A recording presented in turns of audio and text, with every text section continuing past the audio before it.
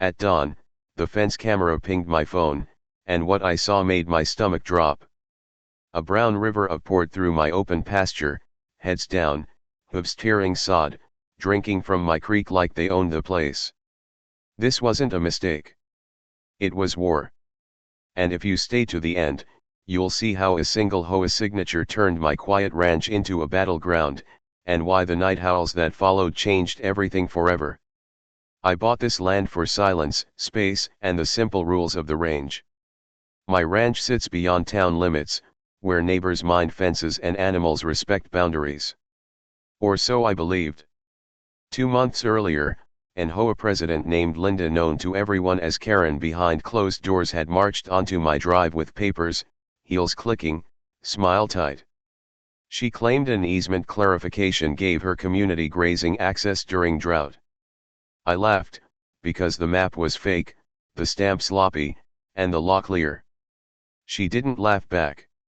The letters started arriving. Warnings. Fines. Threats about community harmony. I ignored them. Then the gate was cut. Not broken. Cut. Clean, deliberate. That morning, her herd crossed like a conquering army. Calves bawled, cows pushed, and my pasture vanished under churned mud in hours. I called the sheriff. Jurisdictional gray. I called the HOA lawyer. Voicemail. I called Linda. She answered, calm as glass, and said, "We're just sharing resources. Sharing doesn't drain a creek. Sharing doesn't spread disease. Sharing doesn't trample a year's hay plan." By noon, my fences were sagging, my grass gone, my patience spent. I posted no threats, filed no social media rants. Instead, I checked permits, reread wildlife statutes, and walked the North Ridge where the timber thickens and the air smells wild. I own that ridge too. And it holds more than trees. Wolves had returned years ago, quietly, officially documented, protected, respected. I never fed them. Never trained them. Never crossed that line. But I knew their routes, their seasons, their caution. As dusk fell, I opened nothing, released nothing, touched nothing. I simply stopped doing what I'd been doing to keep my land unnatural and safe for trespassers. People think revenge is loud, reckless, emotional. Real consequences are quiet, legal, patient. I brewed coffee, sharpened posts, photographed damage, logged timestamps, and waited. Every choice mattered. Every step stayed clean. Because when the truth arrives, it should arrive undeniable, documented, and irreversible, leaving no room for spin, denial, or blame shifting under any circumstances. That night, the wind carried a sound older than fences. By morning, Linda's phone would ring non-stop. By noon, the HOA would panic. And by sunset, everyone would understand that property lines aren't suggestions, and nature doesn't recognize paperwork signed in bad faith. Morning broke wrong. Too quiet. No birdsong, no lowing cattle, just a pale sky and the distant hum of trucks gathering beyond my fence line. I walked the pasture slowly, documenting everything. Hoof prints everywhere. Torn wire. Flattened grass. But no animals. Not one. The herd that had filled my land the day before was gone, as if erased overnight, leaving only churned earth and fear hanging in the air. By 8, Linda arrived with 3 HOA board members and a lawyer who looked like he hadn't slept. They stood at the gate, staring, confused, angry, whispering numbers. She accused me immediately, voice sharp, finger pointed, claiming I'd released predators on purpose. I didn't raise my voice. I handed over photos, timestamps, and maps showing the original fence cut, the trespass route, and the protected wildlife corridor that crossed my ridge long before her HOA existed. The sheriff returned, this time with a state wildlife officer. Wolves are protected. Interfering with their natural movement is illegal. Feeding, luring, or releasing them would be a felony. I had done none of that. The officer confirmed tracks along the ridge, consistent with a passing pack, not an attack site. No carcasses on my land. No blood. Nothing tying the loss to me. Nature doesn't leave receipts, but it leaves patterns, and this pattern wasn't mine. Linda's story unraveled fast. Her grazing permit didn't exist. The easement map failed verification. The board members started arguing with her, voices rising as fines, liability, and insurance keywords filled the air. Someone mentioned restitution. Someone else said criminal trespass. I just kept writing notes. By noon, the truth spread through town. The cattle hadn't vanished into thin air. They'd scattered. Spooked overnight, driven by unfamiliar pressure, they'd broken through 3 downstream fences, wandered onto state land, and been rounded up by ranchers who recognized the brands and started making calls. Recovery would take weeks. Losses would be expensive. And every bill pointed back to one decision made in arrogance. Linda tried to save face online, posting about reckless ranchers and unsafe wildlife. Comments turned fast. Screenshots of her fake documents surfaced. A former board member leaked emails about forcing access. The HOA called an emergency meeting and suspended her authority pending investigation. That evening, I repaired my fence and reseeded the worst patches. The wind shifted, carrying a distant howl far from my land. Not a threat. A reminder. Boundaries matter. Paper lies fail. And when you gamble with other people's property, sometimes the house doesn't need to lift a finger to collect. The emergency HOA meeting was scheduled for sunset, but the fallout had already begun hours earlier. My phone buzzed non-stop with messages from neighboring ranchers, county officials, and one insurance adjuster who sounded genuinely exhausted. Everyone wanted the same thing, a clear timeline. Who authorized the grazing? Who cut the fence? Who assumed nothing would go wrong? I had answers, and they were all backed by dates, photos, and filings that predated Linda's entire HOA by decades. By mid-afternoon, a flatbed rolled in carrying salvaged fence panels recovered miles away. A rancher I'd known for years shook his head and told me how Linda's cattle had flooded through his lower fields at dawn, panicked, disorganized, calves separated from cows. Wolves hadn't chased them directly. The pack's presence alone had been enough. Fear does the work when humans ignore reality. He handed me a written statement without being asked. At the HOA clubhouse, tension crackled like dry grass. Linda arrived late, face pale, confidence gone. The lawyer tried to control the room, but board members interrupted with questions he couldn't answer. Insurance wouldn't cover intentional trespass. Wildlife losses weren't compensable. Fraud allegations were being forwarded to the county. When my name came up, the room went quiet. I spoke calmly. No accusations. Just facts. I described the fence cut, the unauthorized entry, the documented wolf corridor, and my actions afterward. Or rather, my lack of actions. I explained that I neither introduced nor interfered with wildlife, and that my legal duty was to protect my land, not theirs. The wildlife officer's report was read aloud. Clean. Clear. Final. Linda snapped. She claimed I'd engineered fear, that I'd known what would happen. The chair shut her down immediately. Knowing nature exists isn't a crime. Ignoring it is negligence. A motion was called. Her authority was revoked pending investigation. Another motion followed, restitution negotiations with affected ranchers and immediate fence repairs at HOA expense. Outside, dusk settled. Someone asked if I felt bad. I thought about my destroyed pasture, my drained creek, the risk of disease, the hours lost fixing damage I didn't cause. I said nothing. Sympathy isn't owed when warnings are ignored and boundaries crossed. That night, I walked the ridge again. No howls this time. Just wind through pine and the creak of repaired wire. The land was healing already. Grass doesn't hold grudges. It just grows when allowed. By morning, Linda's social media was gone. The HOA issued a public apology.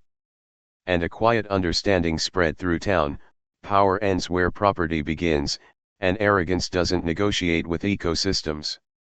It loses. The next morning, the ranch felt eerily peaceful.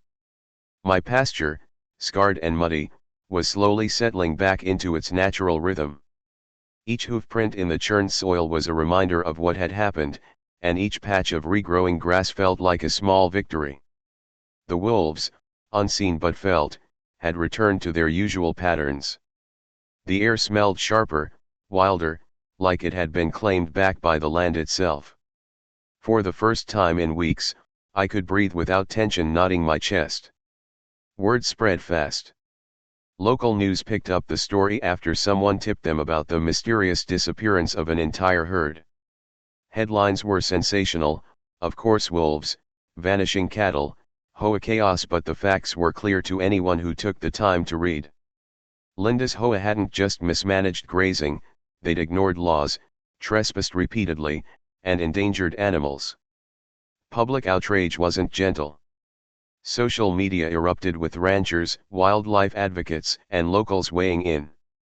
Even politicians commented on accountability and the sanctity of private land. By midday, I met with the county wildlife officer again. He brought a detailed report, including tracks, soil impressions, and timestamps confirming everything I'd documented. "You didn't release them," he said quietly, almost apologetically. "You didn't touch the wolves. You just let the natural balance do what it does." And it did. Perfectly. I nodded. Perfectly or terrifyingly was the right word. Nature had done the work of years of oversight and patience in a single night. Meanwhile, Linda was scrambling. Her lawyer called repeatedly, trying to shift blame. The board called another emergency meeting to review her removal and potential fines. I wasn't there. I watched from a distance, letting the process unfold naturally. Watching people try to rewrite reality while evidence, maps, and nature itself stood firm against them was quietly satisfying. That evening, I walked the northern ridge again. The wolves' territory stretched across it, unseen but palpably present. I could feel their eyes in the shadows, hearing faint rustles in the underbrush. The sound wasn't threatening, it was confirmation. This land had limits, rules, and enforcers older and wiser than any HOA. Respect it, or pay the price. The wolves had only reminded me of what I already knew. Night fell. The moon rose bright and full. Stars scattered above like scattered cattle from the previous day, unpredictable, untouchable, indifferent. I sat on a fence post and looked out over the pasture. Muddy, trampled, imperfect, but mine. The silence that followed was heavier than the noise of battle, but it carried weight, authority, and truth. By the fifth day, the aftermath had taken on a life of its own. Local ranchers arrived, offering assistance, advice, and supplies. Hay for the recovering pasture. Extra fencing for the rebuilt boundaries. Tools to repair gates and water troughs. They weren't just neighbors, they were witnesses to what had unfolded, and their solidarity felt like a quiet, powerful victory.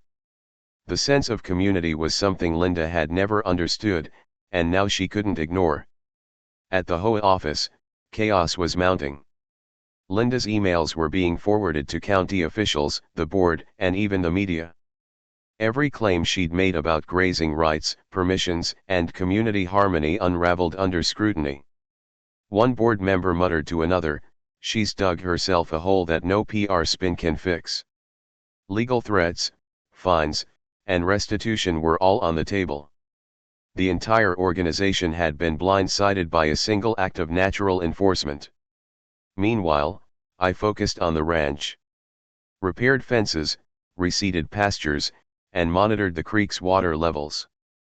Each task grounded me, reminding me that victory wasn't only in the chaos left behind, but in the care taken afterward. Even the wolves seemed to sense the rhythm of restoration. Tracks appeared in new patterns, cautious, respectful, keeping their distance yet reclaiming their territory. It was a balance fragile, yet undeniable. By the evening, Linda tried one last attempt to salvage her reputation. She posted online about reckless ranchers and overactive wildlife, claiming the situation was exaggerated. The response was immediate and brutal. Screenshots of her falsified maps, emails, and board warnings flooded forums, community groups, and local pages. Ranchers shared their own stories of past trespasses, validating every point I'd made. Public opinion had turned, and there was no turning it back. I walked the ridge again as twilight descended. The wind carried a low, haunting howl, wolves marking territory, a sound both beautiful and warning. It was a reminder that respect has limits and consequences. Boundaries, once crossed, invite more than just complaints, they invoke the balance of natural law, patience, and persistence. The ranch was healing, the wildlife moving naturally, and the herd, what remained of it, was being rounded up by owners who realized the consequences of neglecting boundaries. That night, I sat by the campfire, watching embers drift upward. Reflection settled over me. This wasn't revenge, it wasn't chaos for chaos' sake. It was the restoration of order, proof that deliberate patience and careful documentation outlast arrogance and deceit. Nature, law, and patience had done what threats, fines, and shouting never could. By the sixth day, the ripple effects of Linda's actions were undeniable. Her HOA mismanagement had become the talk of the county. Lawyers called, insurance adjusters visited, and neighboring ranchers dropped by to check fences and offer support. It was no longer just my battle, it was a lesson the entire community witnessed. Boundaries mattered, consequences were real, and nature had delivered a verdict louder than any courtroom could. I spent the morning walking the pasture, inspecting every inch of fence, water trough, and gate. Even the creek's edge, once churned by hooves and panic, had begun to heal. Mud dried into firm earth, grass pushed back through trampled soil, and the air smelled faintly of pine, water, and wolf musk. The presence of the pack was subtle, their patrols silent but evident in footprints, scat, and occasional howls echoing from the ridge. Their existence reminded me, I hadn't engineered fear, they had. I simply observed. Meanwhile, word of the vanishing herd had reached news outlets across the state. Reporters called, curious about wolves, trespassing cattle, and HOA conflicts. I answered carefully, sticking to facts, timelines, and evidence. No exaggeration. No dramatics. Just the truth, backed by photographs, reports, and witness statements. The narrative shifted naturally. This wasn't about vengeance, it was about the power of respect, preparation, and allowing nature to enforce consequences when human arrogance failed. At noon, a local rancher brought a recovered calf. Shaken, thin, but alive. He thanked me quietly, noting that the wolf pack had done nothing directly aggressive. Fear alone had scattered the herd. Nature has its own rules, he said, shrugging. You just stayed out of the way. His words echoed in my mind. I hadn't needed to act recklessly. I'd let systems, legal, ecological, moral, operate naturally, and the outcome spoke louder than any warning sign ever could. By evening, Linda's influence had crumbled completely. The HOA board formally revoked her privileges, suspended her participation, and began restitution procedures. Her lawyer attempted last-minute damage control, but the evidence, combined with public outrage and media coverage, made reversal impossible. Emails, maps, videos, and wildlife reports were irrefutable. No spin, no excuses, no shortcuts. As night fell, I walked the ridge one more time, the sky painted deep blue and silver by the moon. A distant howl punctuated the silence, a quiet affirmation from the wolves. This land had rules older than law, older than HOA bylaws, older than any human arrogance. Respect them or pay the price. I leaned on a fence post, staring across the pasture. Muddy, torn, recovering, alive. And finally mine again. By the seventh day, the community had fully grasped the magnitude of what had happened. Ranchers stopped by not just to help repair fences, but to share stories of their own past encounters with trespassing livestock, damaged property, and boundary disputes. Every tale reinforced the lesson: respect is earned, not assumed, and ignoring it comes with consequences far greater than fines or threats. Linda's miscalculated audacity had sparked an awakening in everyone who witnessed it. That morning, I conducted a full inspection of my pasture. Every hoof mark, every flattened patch of grass, every scuffed fence post was carefully logged with photographs and GPS coordinates. These records weren't just for documentation, they were evidence of what happens when someone dismisses law, property rights, and natural boundaries. Even the creek, once trampled and muddy, had begun returning to its slow, steady rhythm. The land was resilient, healing faster than I had expected. In the afternoon, the county wildlife officer returned with an official report. He confirmed the wolf pack had moved through the area naturally and had caused no harm to humans or livestock directly. It's fear and instinct, he explained. They don't attack unless provoked. Your role was observing and documenting. That's it? The statement was clear, factual, and powerful. Linda couldn't argue with it. Not legally. Not publicly. Not even morally. Meanwhile, Linda attempted a last-ditch effort to shift blame. She reached out to the media claiming negligence on my part, alleging that I had somehow orchestrated the disappearance of the herd. I ignored it. The evidence: fences cut, unauthorized entry, verified wildlife reports spoke for itself. By evening, her statements had been debunked by multiple witnesses, including neighboring ranchers and the county officer. Her credibility was eroded, her position unsalvageable.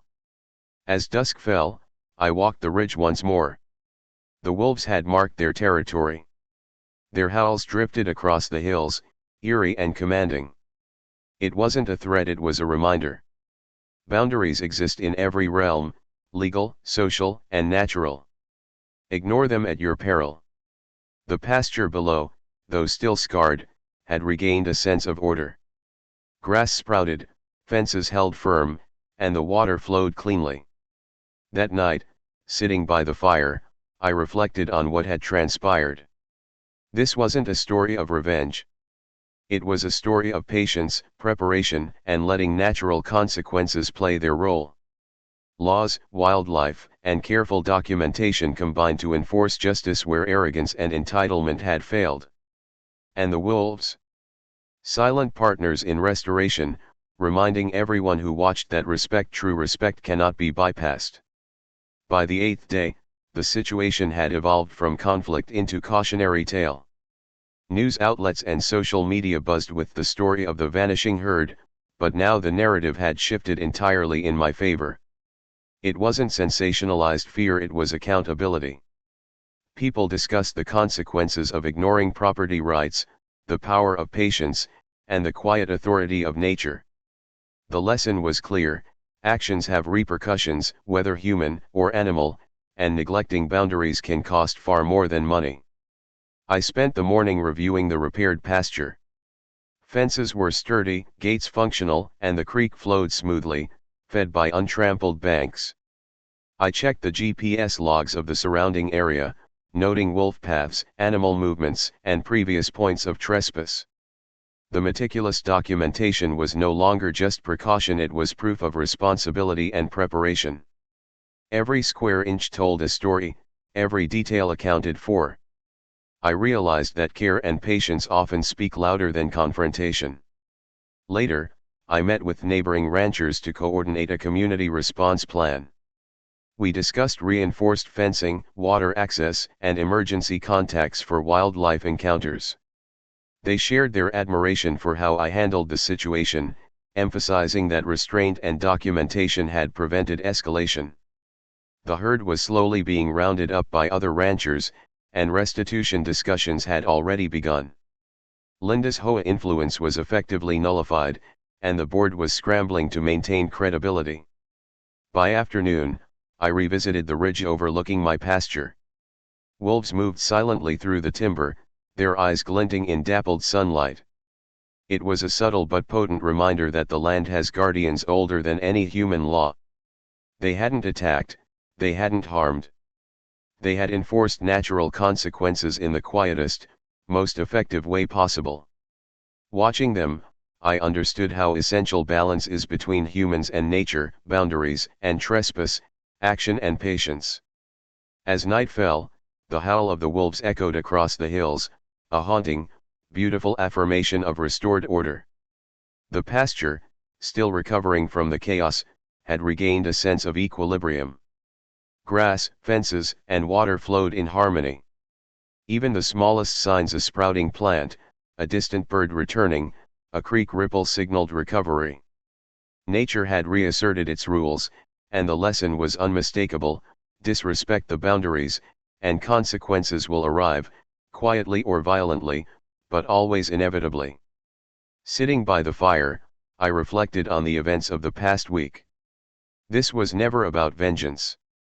It was about patience, law, observation, and allowing nature to execute its course. The wolves had reminded me, and the community, that respect is earned, boundaries are real, and arrogance has a cost. The ninth day dawned calm, almost surreal. The pasture, once a battlefield of churned mud and panic, had begun to resemble the land I had bought years ago: quiet, measured, alive.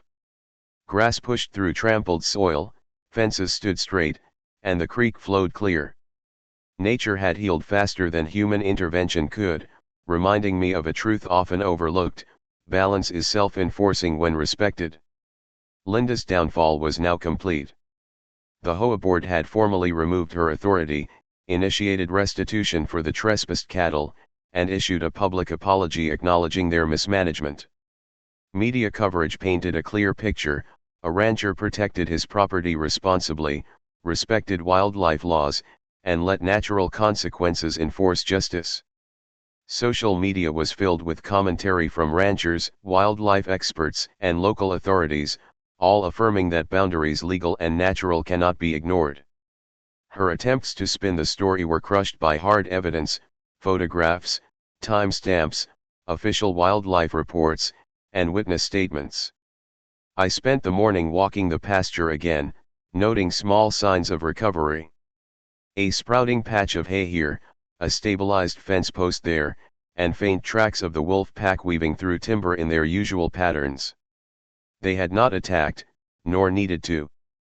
Their presence alone was enough to restore order. It was a lesson in restraint, patience, and respect, a lesson Linda had ignored at her peril. By afternoon, the scattered herd had been rounded up, with owners confirming the losses were minimal. Insurance claims were being processed, and the community slowly returned to normal. Conversations about proper grazing, fence reinforcement, and wildlife corridors replaced fear and confusion with planning and preparedness.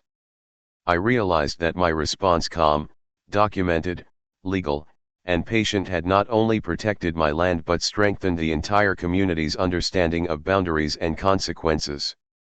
As the sun set, I climbed the ridge one last time. Wolves moved silently beneath the trees, their howls echoing across the hills, a haunting yet comforting sound.